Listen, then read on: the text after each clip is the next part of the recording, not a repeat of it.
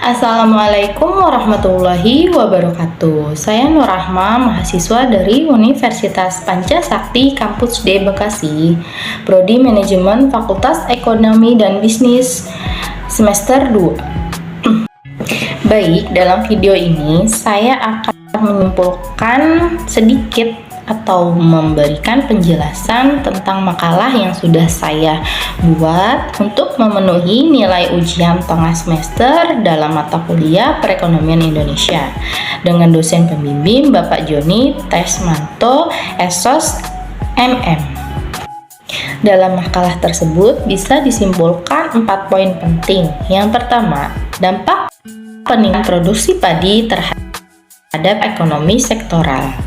Menurut saya, jika produksi padi mengalami peningkatan secara tidak langsung mempengaruhi kinerja ekonomi sektoral, karena proses produksi yang meningkat membutuhkan pula tenaga kerja yang harus ditambah agar terciptanya kinerja yang baik.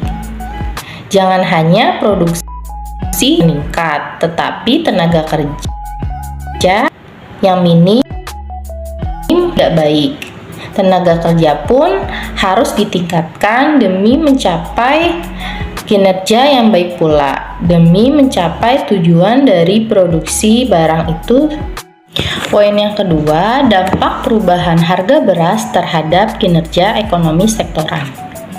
Perubahan harga beras berpengaruh besar terhadap kinerja ekonomi sektoral karena akan terjadi penurunan produksi padi.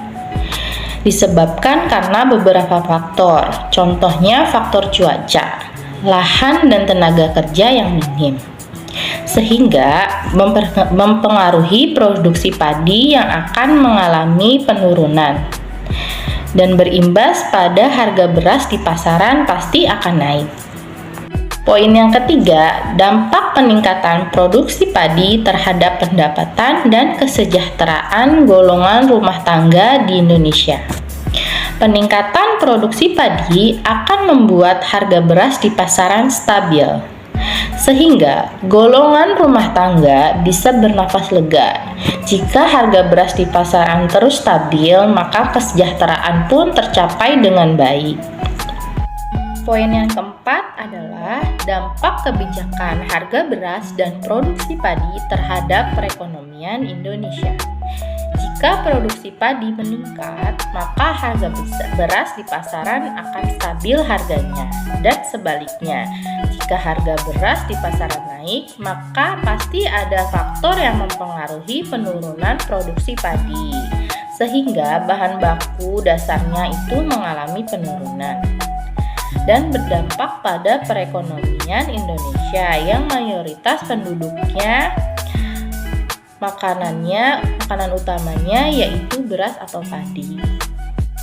Baik, sedikit saran dari makalah yang sudah saya buat. Yang pertama, sebaiknya kita meningkatkan produksi padi sehingga harga beras di pasaran akan stabil dan tidak memberatkan rakyat seperti kita, rakyat kecil maupun menengah ke bawah.